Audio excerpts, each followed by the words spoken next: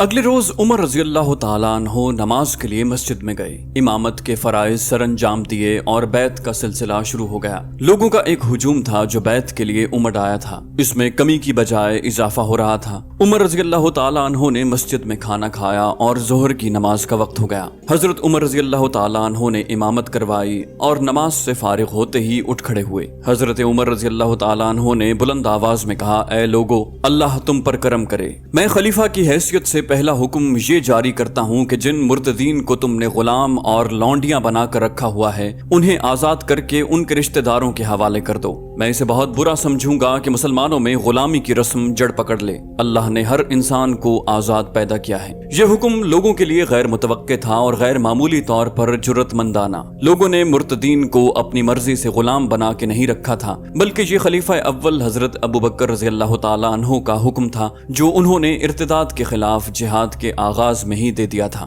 حکم یہ تھا کہ مرتدین اگر سچے دل سے اسلام قبول کرتے ہیں تو انہیں بخش دیا جائے، اور جو کوئی انکار کرے اسے پکڑ لیا جائے، اور جو لڑے اسے قتل کر دیا جائے، اس کے گھر کو آگ لگا دی جائے اور اس کی عورتوں اور بچوں کو غلام بنا لیا جائے۔ یہ حکم بہت ہی سخت اور ظالمانہ معلوم ہوتا ہے۔ اسلام میں ایسے حکم کم ہی ملتے ہیں، لیکن مرتدین کا جرم ایسا گھناؤنا تھا کہ وہ اسی سزا کے حقدار تھے۔ یہ بہت سے قبیلے تھے جنہوں نے رسول کریم صلی اللہ علیہ وسلم کی زندگی میں اسلام قبول کر لیا تھا، اور انہیں وہ تمام مراعات حاصل ہو گئی تھیں جو مسلمانوں کے حقوق میں شامل تھیں۔ انہیں سب سے بڑا اعزاز تو یہ ملا کہ اللہ کے رسول صلی اللہ علیہ وسلم کا اعتماد حاصل ہو گیا تھا۔ رسول کریم صلی اللہ علیہ وسلم رحلت فرما گئے تو اس کے ساتھ ہی بہت سے قبیلوں کے سردار اسلام سے نہ صرف منحرف ہو گئے بلکہ اسلام کے خلاف تخریبی کارروائیوں میں مصروف ہو گئے۔ انہوں نے پہلا کام یہ کیا کہ زکوٰۃ دینے سے صاف انکار کر دیا۔ یہی نہیں بلکہ ان میں سے رسالت اور نبوت کے دعوے دار اٹھنے لگے۔ خلیفہ اول حضرت ابو بکر رضی اللہ تعالیٰ عنہ زکوٰۃ کے معاملے میں بہت ہی سخت تھے۔ ان کے یہ الفاظ تاریخ کے دامن میں محفوظ ہیں، اگر یہ لوگ رسول اللہ صلی اللہ علیہ وسلم کی خدمت میں اونٹ باندھنے والی صرف ایک رسی بطور زکوٰۃ دیا کرتے تھے اور اب اس سے انکار کرتے ہیں تو خدا کی قسم میں ان سے جنگ کروں گا۔ ان لوگوں کا دوسرا جرم تو اور زیادہ سنگین تھا۔ انہوں نے خاتم النبیین صلی اللہ علیہ وسلم کے بعد رسول کھڑے کر دیے تھے۔ ان کا مقصد یہ تھا کہ اسلام کا چہرہ مسخ کر کے اس مذہب کو ختم کر دیا جائے۔ وہ مسلمانوں کو دھوکہ دینے کے لیے مسلمان ہوئے تھے۔ تخریب کاری کے آغاز کے لیے انہوں نے نہایت موزوں وقت دیکھا، یعنی رسول اللہ صلی اللہ علیہ وسلم کی رحلت کا وقت۔ مرتدین نے سوچا کہ مدینہ ماتم کدہ بنا ہوا ہوگا اور مسلمانوں کا حوصلہ اور جذبہ ختم نہ ہوا تو اتنا کمزور ضرور ہو گیا ہوگا کہ ان میں لڑنے کی ہمت نہ ہوگی۔ ابو بکر رضی اللہ تعالیٰ عنہ یہ جرائم معاف کرنے والے نہیں تھے۔ انہوں نے خالد بن ولید رضی اللہ تعالیٰ عنہ اور عمر بن العاص رضی اللہ تعالیٰ عنہ جیسے نامور اور تاریخ ساز سالاروں کو مرتدین کی سرکوبی کے لیے بھیجا۔ ان سالاروں کو خونریز لڑائیاں لڑنی پڑیں۔ انہوں نے تھوڑے ہی عرصے میں بنو اسد، قزاع اور بنو تمیم جیسے طاقتور اور سرکش قبیلوں کو تہہ تیغ کر لیا۔ حضرت ابو بکر رضی اللہ تعالیٰ عنہ نے مرتدین کی بے خونی کے لیے بڑے ہی سخت احکام دیے تھے۔ ان کے آدمیوں، عورتوں اور بچوں کو غلام تک بنا لیا تھا، لیکن عمر رضی اللہ تعالیٰ عنہ نے حکم جاری کر دیا کہ ان غلاموں کو آزاد کر کے ان کے رشتہ داروں کے حوالے کر دیا جائے۔ مدینہ کے لوگوں کو یہ حکم پسند نہ آیا۔ مجمع میں مختلف آوازیں اٹھیں۔ کوئی کہہ رہا تھا کہ ہم نے خلیفہ اول کے حکم سے غلامی میں رکھا تھا۔ کسی نے کہا کہ خلیفہ اول کے حکم کی خلاف ورزی ان کی وفات کے بعد اچھا اقدام نہیں۔ مورخوں نے مختلف حوالوں سے رائے دی ہے کہ مرتدین نے اپنے عزائم اور مقاصد میں شکست کھائی تو ان میں سے بہت سے تائب ہو کر سچے دل سے مسلمان ہو گئے تھے۔ جن کو غلام بنا لیا گیا تھا وہ مسلمانوں کے حسن سلوک سے متاثر ہو کر ان کے وفادار ہو گئے تھے۔ حضرت عمر بن الخطاب رضی اللہ تعالیٰ عنہ نے جب دیکھا کہ لوگ مثنہ بن حارثہ کے ساتھ محاذوں پر جانے کے لیے تیار نہیں ہو رہے تو انہوں نے اس توقع پر مرتدین کے غلام آزاد کرنے کا حکم دے دیا کہ وہ خوش ہو جائیں گے، اور ان میں سے جنہوں نے اسلام قبول کر لیا ہے وہ دعوت جہاد قبول کر کے عراق اور شام کے محاذوں پر چلے جائیں گے۔ بعض مبصروں نے لکھا ہے کہ حضرت عمر رضی اللہ تعالیٰ عنہ نے کہا تھا کہ مسلمانوں میں غلام رکھنے کی رسم نہیں ہونی چاہیے۔ انہوں نے یہ بھی کہا تھا کہ اللہ نے انسان کو آزاد پیدا کیا ہے۔ حضرت عمر رضی اللہ تعالیٰ عنہ نے صرف اس لیے ان غلاموں کو آزاد کرنے کا حکم دیا تھا کہ مسلمانوں میں غلامی کا رواج پکا نہ ہو جائے، اور دوسرے اس لیے کہ انسان کا غلام نہ رہے۔ لوگ اس حکم پر اعتراض کر رہے تھے۔ عمر رضی اللہ تعالیٰ عنہ کی جو درستی مشہور تھی وہ اود کر آئی۔ انہوں نے کہا، عرب کی مثال ایک اونٹ کی سی ہے جسے نکیل پڑی ہوئی ہے اور وہ اپنے ساربان کے پیچھے پیچھے چلتا ہے۔ یہ دیکھنا ساربان کا فرض ہے کہ وہ اونٹ کو کس طرف لے جاتا ہے۔ رب کعبہ کی قسم، میں اربوں کو راہ راست پر لا کے چھوڑوں گا۔ مثنہ بن حارثہ نے کسی طرح محسوس کر لیا کہ لوگ فارس کی جنگی طاقت سے خائف ہیں۔ کسی قبیلے کے سردار نے اس خوف کا اظہار کر بھی دیا۔ اس سردار نے کہا، ہمارے پاس اتنی طاقت نہیں کہ ہم فارس پر حملہ کریں۔ فارس کی جنگی طاقت کو کبھی میدان جنگ میں دیکھیں پھر بات کریں۔ مثنہ بن حارثہ سے رہا نہ گیا، وہ اٹھ کھڑے ہوئے۔ انہوں نے یہ بھی نہ دیکھا کہ خلیفہ لوگوں سے مخاطب ہیں۔ مثنہ نے بڑی ہی بلند آواز میں کہا، اے لوگو، وہ کون سا فارس ہے جس کا خوف تمہارے دلوں پر بیٹھ گیا ہے؟ کیا تم نہیں جانتے کہ ہم فارس کی جنگی طاقت سے ٹکر لے چکے ہیں؟ ہم نے فارس کے باہر اس کی سلطنت کے ایک بہترین حصے پر قبضہ کر رکھا ہے۔ ہم فارسیوں کو کئی لڑائیوں میں شکست دے چکے ہیں۔ ہم نے بابل کے کھنڈرات میں فارسیوں کو شکست دی ہے، لیکن مشکل یہ پیش آ گئی ہے کہ فارس کے بادشاہوں نے اپنی ہاری ہوئی فوج کے لیے کمک بھیج دی ہے، مگر ہم کمک سے محروم ہیں۔ کیا تم یہ بھی نہیں کر سکتے کہ جو مجاہدین شہید ہو گئے ہیں ان کی کمی پوری کر دو؟ تمہارے دل اتنے پتھر کیوں ہو گئے ہیں کہ جو اللہ کی راہ میں کفر کے خاتمے کے لیے لڑتے ہوئے زخموں سے چھلنی ہو کر بیکار ہو گئے ہیں، ان کی خالی جگہ پر نہیں کرتے؟ خدا کی قسم، مسلمان کسی سے کبھی نہیں ڈرے۔ میں محاذ سے آیا ہوں۔ نفری کی کمی کی وجہ سے ہم قلعہ بند ہو گئے ہیں۔ ہم اپنے دفاع میں لڑ سکتے ہیں، قلعے سے نکل کر پیش قدمی نہیں کر سکتے۔ کیا تم اس دن کے انتظار میں ہو جس دن تمہارے بھائی اور تمہارے بیٹے محاذ سے بھاگ کر آئیں گے اور تمہیں آ کر بتائیں گے کہ وہ اپنے ساتھیوں کی لاشیں اور تڑپتے کراہتے ہوئے زخمی میدان میں چھوڑ آئے ہیں اور وہ فارسیوں کے گھوڑوں تلے روندے جا رہے ہیں؟ مجمع پر سناٹا طاری ہو گیا۔ حضرت عمر رضی اللہ تعالیٰ عنہ لوگوں کے چہروں سے ان کے اثرات اور رد عمل معلوم کرنے کی کوشش کر رہے تھے۔ مثنہ بن حارثہ رضی اللہ تعالیٰ عنہ بولتے جا رہے تھے اور لوگوں کے چہروں کے تاثرات بدلتے جا رہے تھے۔ پھر لوگوں میں بے چینی دیکھنے میں آئی۔ عمر رضی اللہ تعالیٰ عنہ نے بھانپ لیا کہ لوگوں میں جذبہ بیدار ہو رہا ہے اور انہوں نے مثنہ کا اثر قبول کر لیا ہے۔ حضرت عمر بن الخطاب رضی اللہ تعالیٰ عنہ اٹھ کھڑے ہوئے، مثنہ بیٹھ گئے۔ حضرت عمر نے کہا، اے ایمان والو، کیا تم حجاز میں ہی قید ہو کر بیٹھ جانا چاہتے ہو؟ کیا وہ لوگ تم میں سے نہیں ہیں جو اپنے گھر بار چھوڑ کر کہاں سے کہاں جا پہنچے؟ وہ اس سرزمین میں پھیل جانے کو چلے گئے ہیں جس کا وعدہ اللہ نے اپنی کتاب میں کیا ہے کہ وہ تمہیں اس کا وارث بنائے گا۔ اللہ تمہارے دین کو بے دین لوگوں کے دلوں پر غالب کرے گا۔ اللہ اپنے دین کے پیروکاروں کو دوسری قوموں کی میراث عطا کرنے والا ہے۔ خدا کی قسم، تم اللہ کے وعدوں سے بھاگ رہے ہو یا فارسیوں کی ہیبت تم پر طاری ہو گئی ہے؟ کیا تم میں اللہ کے معبود ہونے کی شہادت دینے والا کوئی نہیں رہا؟ کیا تم باطل سے ڈرتے ہو اس لیے حق کی تلوار کو بے نیام نہیں کرتے؟ لوگوں میں کھسر پھسر سنائی دینے لگی جو بلند ہوتے ہوتے اونچی آوازوں کی صورت اختیار کر گئی۔ پھر یہ آوازیں ایک آواز میں سمٹ گئیں۔ خدا کی قسم، ہم نے رسول اللہ صلی اللہ علیہ وسلم کے دکھائے ہوئے راستے پر چل کر اللہ کے دین کو سربلند کیا اور اسے عرب کی سرحدوں سے باہر لے جا کر پھیلایا۔ وہ کون سی قوم تھی جس نے ہمیں للکارا اور ہم نے اسے نیچا نہیں دکھایا؟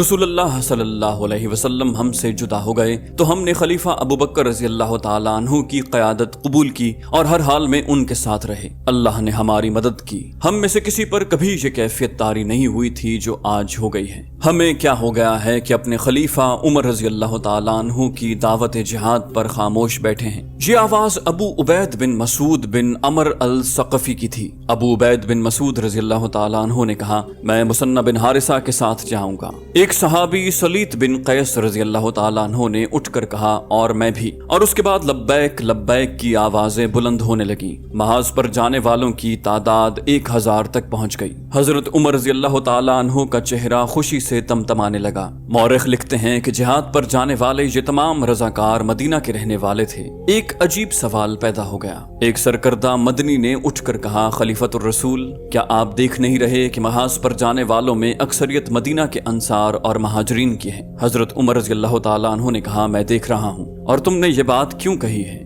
مدنی نے جواب دیا، اس لیے کہی ہے کہ اس لشکر کا سالار کوئی مدنی ہی ہونا چاہیے۔ کسی ایسے مہاجر یا انصار کو اس کمک کی سالاری دیں جس نے پہلے کبھی میدان جنگ میں شجاعت دکھائی ہو اور وہ صحابہ کرام میں سے ہو۔ حضرت عمر رضی اللہ تعالیٰ عنہ نے کہا، نہیں واللہ، میں کسی مدنی یا کسی صحابی کو سالار نہیں بناؤں گا۔ اللہ نے تمہیں سربلندی اس لیے عطا فرمائی تھی کہ تم نے دین کے دشمنوں کے سر کچلنے کے لیے ہمت اور شجاعت کے جوہر دکھائے تھے، مگر میں 3 دنوں سے دیکھ رہا ہوں کہ تمہارے چہروں پر بزدلی لکھی ہوئی تھی۔ تم دشمن کے سامنے جانے سے ڈر رہے تھے۔ تو کیا سالاری اور امارت کے لیے اس شخص نے برتری حاصل نہیں کر لی جو اپنے دین کی حفاظت اور فروغ کے لیے سب سے پہلے آگے آیا؟ خدا کی قسم اس لشکر کا امیر یہی شخص ہوگا۔ ابو عبید اٹھو، میں نے تمہیں اس لشکر کا امیر مقرر کیا جو مثنہ بن حارثہ کے ساتھ جا رہا ہے۔ پھر حضرت عمر رضی اللہ تعالیٰ عنہ نے سعد بن عبید رضی اللہ تعالیٰ عنہ اور سلیط بن قیس کو پکارا، وہ دونوں اٹھے۔ عمر رضی اللہ تعالیٰ عنہ نے کہا، تم ابو عبید کے بعد بولے تھے کہ تم محاذ پر جاؤ گے، ابو عبید سے پہلے اٹھتے تو لشکر کے امیر تم ہوتے۔ سلیط بن قیس رضی اللہ عنہ نے کہا، ابن خطاب، بے شک دلوں میں جو کچھ ہے وہ اللہ بہتر جانتا ہے، میں جہاد پر امارت کے لیے نہیں اللہ کی خوشنودی کے لیے جا رہا ہوں۔ اس کمک کی تعداد بھی بڑھ رہی تھی۔ حضرت عمر رضی اللہ تعالیٰ عنہ نے مثنہ کا مدینہ میں رکے رہنا مناسب نہ سمجھا، محاذوں کی صورتحال تشویشناک تھی۔ عمر رضی اللہ تعالیٰ عنہ نے کہا، ابن حارثہ، تم ابھی عراق کو روانہ ہو جاؤ اور محاذ کو سنبھالو، کمک 1-2 دنوں میں جنگ کی تیاری مکمل کر کے روانہ ہوگی، ایک ساتھ ایک لمحہ قیمتی ہے، یہاں انتظار نہ کرو، اور ضروری احتیاط یہ ہے کہ جب تک یہ کمک نہ پہنچ جائے لڑائی سے گریز کرنا، کسی بھی طرف پیش قدمی کا خطرہ مول نہ لینا۔ مثنہ بن حارثہ مسرور اور مطمئن محاذ کو روانہ ہو گئے۔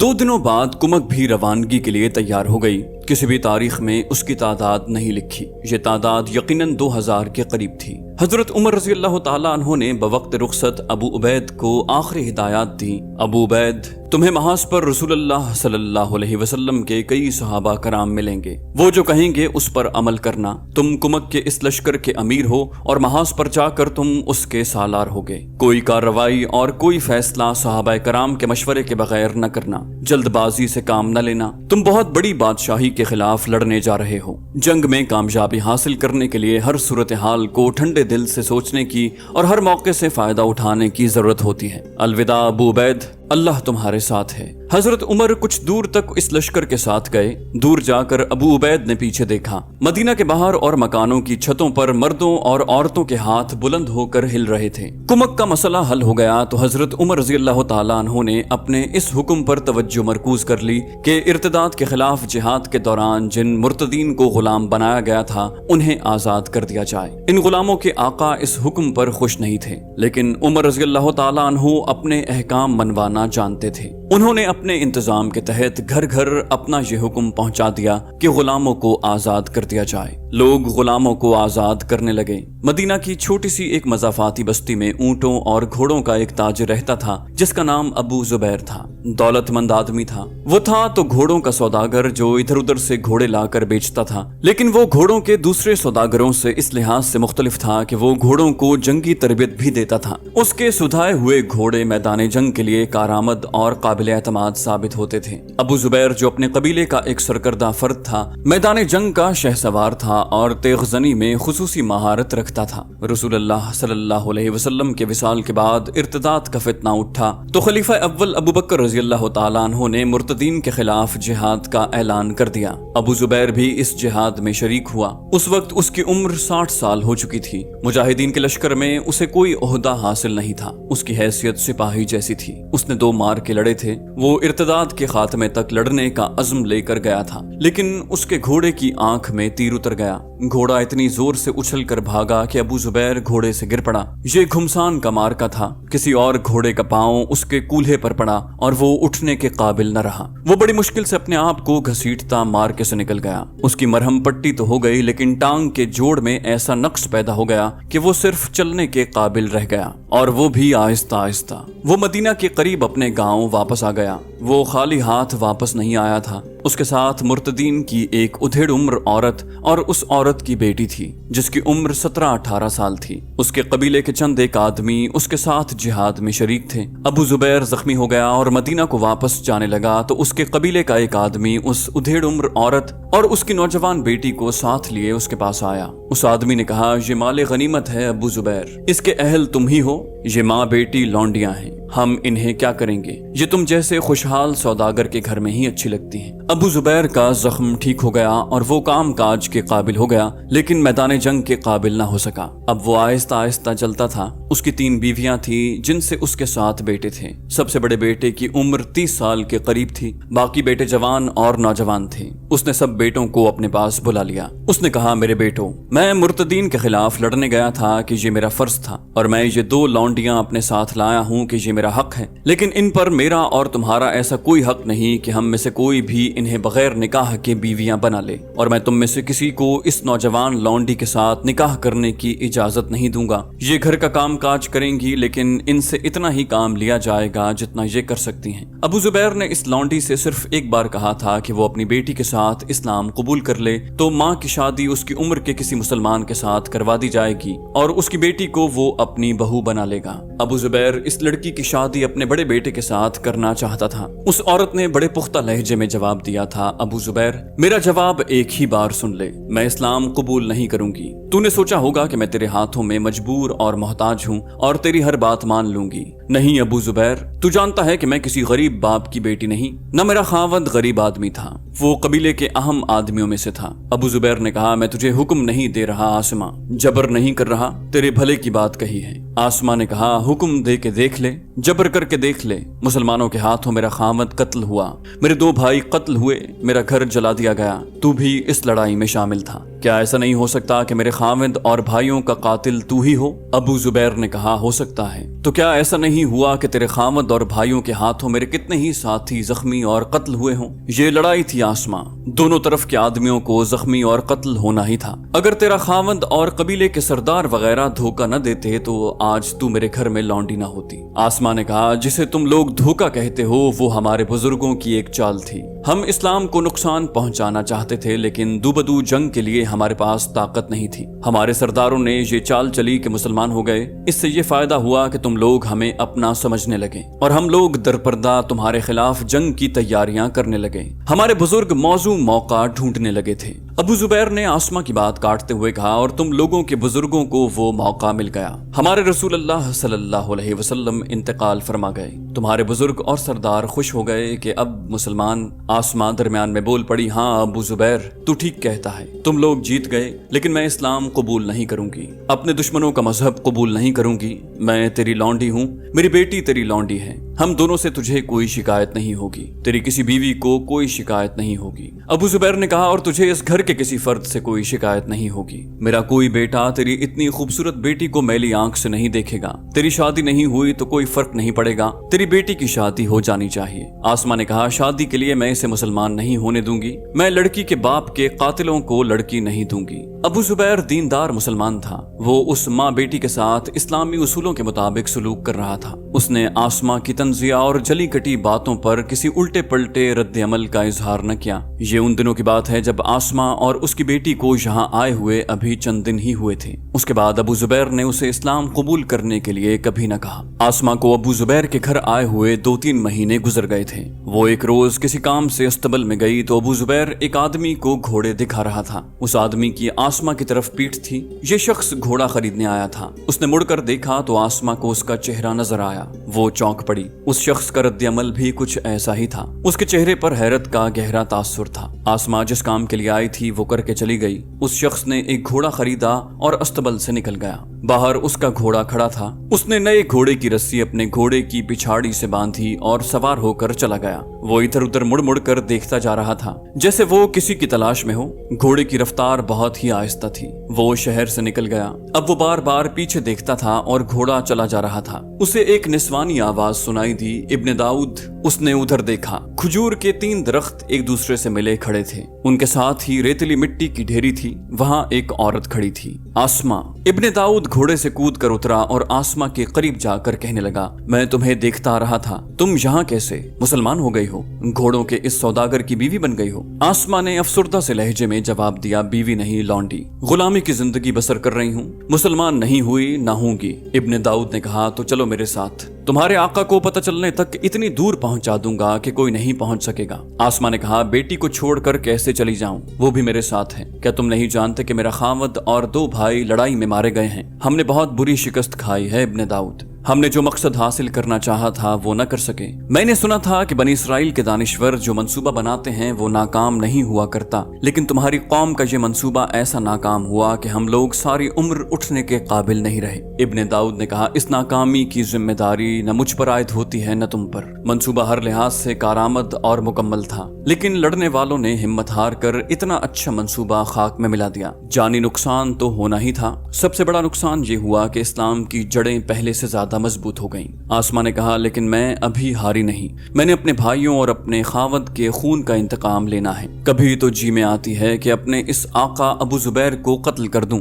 ये भी हमारे खिलाफ लड़ा था, लेकिन तुम्हारी बात याद आती है कि किसी एक आदमी को कत्ल करने से हमारा इतना बड़ा मंसूबा कामयाब नहीं हो सकता, बल्कि उसे नुकसान पहुंच सकता है। इब्ने दाऊद ने कहा, मेरी दूसरी बातें भी याद रखना जो तुम्हें बताता रहा हूँ। कितना अच्छा हुआ है कि तुम यहाँ मिल गई हो। हमने तुमसे बहुत काम लेना है। तुम्हारी बेटी जवान हो गई है, उससे भी काम लेना है। आसमा बोली, मैं उसकी तरबियत अपने नजरियात और अपने मंसूबे के मुताबिक कर रही हूँ। उसके दिल में इस्लाम की नफरत पैदा कर दी है। इब्ने दाऊद ने कहा, तुमने असल हिदायत दी ही नहीं होगी। आसमा ने कहा, मैं जान गई हूँ तुम किस हिदायत की बात कर रहे हो। मैंने उसे अच्छी तरह समझा दिया है कि कबीलों के सरकर्दा अफराद के बेटों को मोहब्बत के जाल में फांस कर उन्हें आपस में लड़वाना है। वफादारी का हल्फिया वादा हर किसी के साथ करना है, लेकिन किसी एक के भी साथ वफादारी नहीं करनी। आसमा वहाँ ज्यादा देर नहीं ठहर सकती थी। इब्ने दाऊद ने उससे फिर मिलने का वादा किया और चला गया। तारीख जो हकायक अपने दामन में लिए हम तक पहुंची है, वो इस राज को बेनकाब करते हैं कि फितनाए इर्तदाद के भी पसे पर्दा यहूदी थे,